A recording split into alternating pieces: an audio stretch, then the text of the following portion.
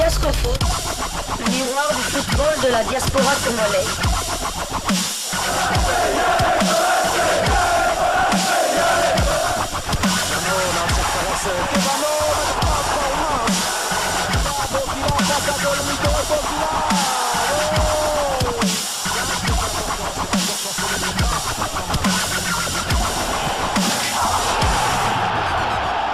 Diascofoot, le miroir du football de la diaspora congolaise. C'est l'heure de partager avec vous quelques news que nous avons pu récolter pour vous, des news concernant certains de nos internationaux ou des binationaux qui se sont illustrés dans leurs clubs respectifs, et cela dans le cadre de cette première livraison sportive que votre chaîne Diascofoot, parce que nous sommes le miroir du football de la diaspora congolaise, que nous vous proposons ce tour d'horizon, et nous débutons ce numéro par Israël. C'est déjà fini pour Richard Koulimbombo et le Ramat Acharon qui se sont inclinés 2-1 sur le terrain de Kiryat Shmona, l'actuel leader de la deuxième division. Il faut dire aussi que Koulimbombo joue aussi en deuxième division. Ils se sont inclinés en huitième de finale de la Coupe d'Israël.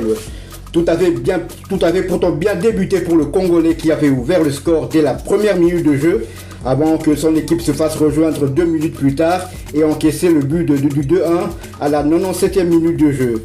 Ramat Acharon était à ce moment-là réduit à 10 depuis la 84e minute de jeu. Richard Koulimbombo a disputé toute l'entièreté de cette rencontre. Fin de parcours donc pour eux en Coupe d'Israël. Ils pourront pleinement se concentrer sur le championnat et viser les playoffs pour la montée.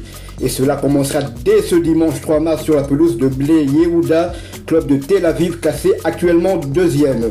Le Ramat Acharon de Koulimbombo est quant à lui sixième. Koulimbombo cette saison, c'est 5 buts marqués toutes compétitions confondues et 2 passes décisives en 20 rencontres. Il faut dire que l'ancien de V-Club en a vu des pays. Il a joué en Belgique, en Russie, au Kazakhstan, en Lettonie, aux Émirats Arabes Unis, en Lituanie, en Inde, en Géorgie et maintenant en Israël. C'est vraiment un véritable globe-trotter. Voilà, nous quittons Israël, nous allons cette fois du côté de UK, en Angleterre, où l'on jouait la 35e journée de Championship, championnat anglais de deuxième division. Grady Diangana a buteur à la 36e minute. L'international congolais permet à West Bromwich de repartir au vestiaire avec 2 buts d'écart contre Coventry. À la mi-temps, le score était donc de 2-0, mais le match s'est finalement soldé sur le score de 2-1.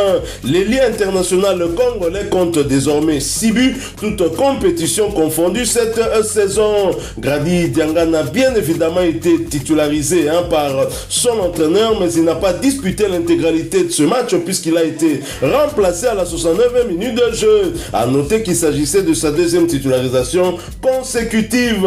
Au terme de cette victoire à domicile, West Brom est 5e de Championship avec 59 points, 17 victoires, 8 nuls, 10 défaites, 51 buts ont été inscrits et 33 encaissés. Quant à Grady Diangana, il a profité de ce match pour porter à 1655 minutes son temps de jeu sur les 3005 minutes possibles.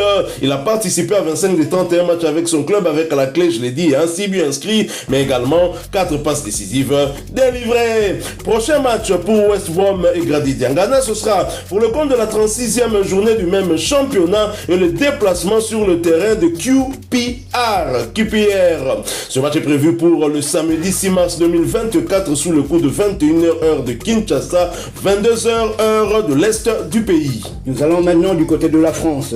En demi-finale de la Coupe de France, Nodi Lillepo et son club de Valenciennes se déplaceront au Groupama Stadium de Lyon pour y affronter l'Olympique lyonnais.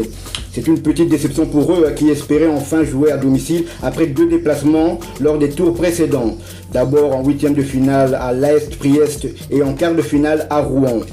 Lyon, c'est l'équipe en forme de la Ligue 1 actuellement, il faut le dire, mal en point au début de saison avec une dernière place de Ligue 1, avec seulement 7 points à la 14e journée.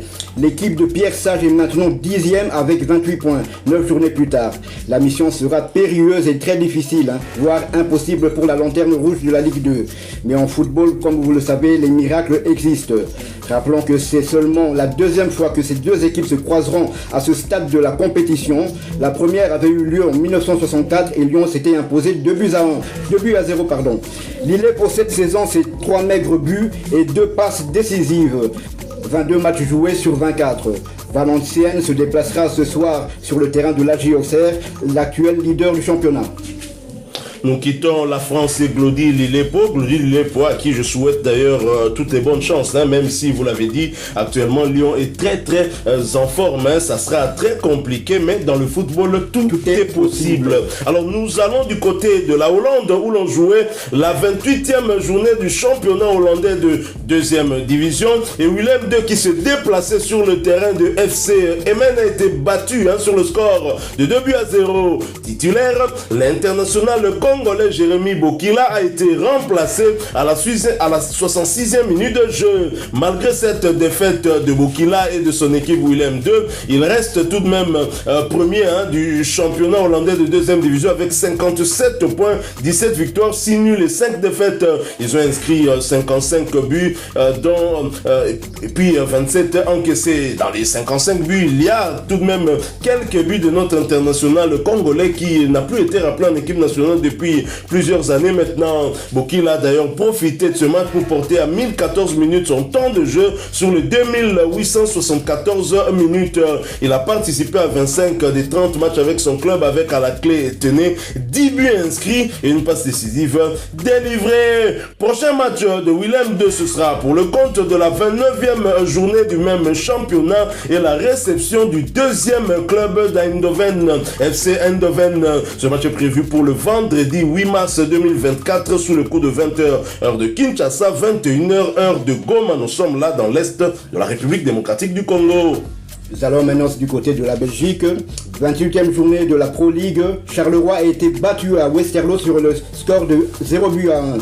Isaac Mbenza a joué toute la rencontre. Charleroi est actuellement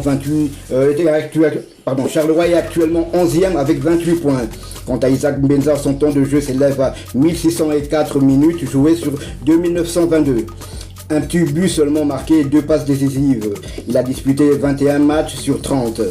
Prochain match pour Charleroi, ils recevront le Cercle de Bruges le samedi 9 mars pour le compte de la 29e journée. Rappelons que Mbenza est toujours éligible pour le Congo.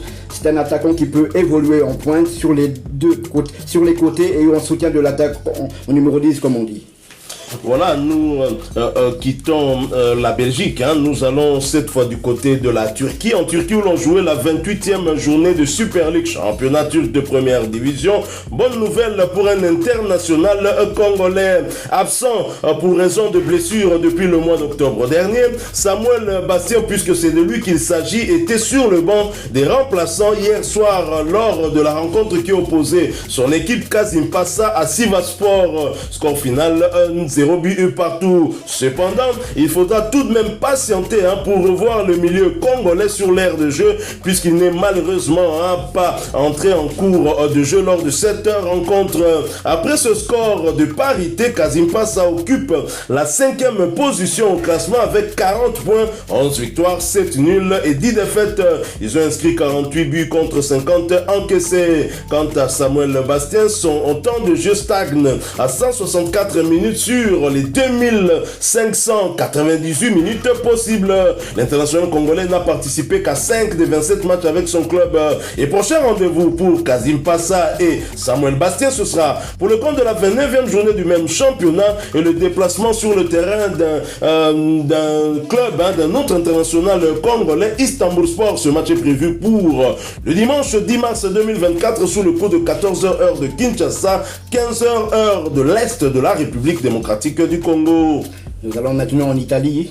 27e journée de Serie A. L'AC Milan se déplaçait hier sur le terrain de la Lazio Rome. Les Rossoneri l'ont remporté sur le plus petit écart, 1 but à 0. Blessé, Pierre Kaloulou n'a pas pris part à cette rencontre.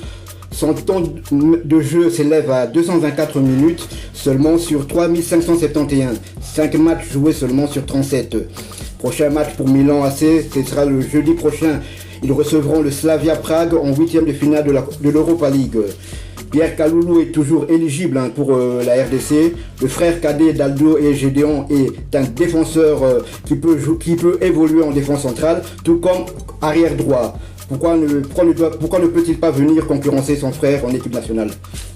Terminons cette première livraison sportive de ce samedi 2 mars 2024 par l'Arabie Saoudite. En Arabie Saoudite où l'on jouait la 22e journée de la Saudi Pro League, championnat saoudien de première division. L'ancien capitaine des Léopards, Marcel Tisserand, son équipe d'Abba s'impose enfin. Victoire et clean sheet pour Abba Club qui a emporté son duel à domicile devant Al-Taï. Score final de 2-0. Titulaire, Marcel Tisserand a disputé l'intégralité de cette rencontre et cela pour sa 3e fois consécutive. Malgré cette victoire, Abba occupe l'avant-dernière place du championnat saoudien de première division avec 18 petits points seulement. 5 victoires, 3 nuls et 14 défaites. Ils ont inscrit 27 buts contre 56 encaissés. Quant à Marcel Tisserand qui a rejoint ce club en cours de championnat, il en est à 294 minutes de temps de jeu sur les 294 possibles. Il a participé à tous les 3 matchs avec son club et pour leur prochain match dans ce championnat, Marcel Tisserand et ses coéquipiers vont se déplacer du côté d'Al-Ettifaq où il va croiser ses anciens coéquipiers. Voilà qui promet des étincelles en l'air. Ils vont jouer dans le cadre de la 23e journée du même championnat et ce match est prévu pour le samedi 9 mars 2024 sous le coup de 15h heure de Kinshasa, 16h heure de Goma, heure de Bunagana, l'est de la République démocratique du Congo. Alors voilà qui met fin à cette première livraison sportive, ce tour d'horizon que la rédaction de Diasco Foot, votre chaîne YouTube, vous a proposé. Nous espérons que ce sujet vous aura plu. Si c'est le cas, laissez-nous un maximum de likes, laissez-nous un maximum de j'aime, mais surtout, venez en commentaire, partagez avec nous vos avis et surtout abonnez-vous si vous n'êtes pas encore abonné dans cette chaîne Diasco Foot parce que nous sommes le miroir du football de la diaspora congolaise en espérant vous retrouver très bientôt dans un autre sujet d'actualité. En attendant, portez-vous bien. Diasco Foot vous dit au revoir.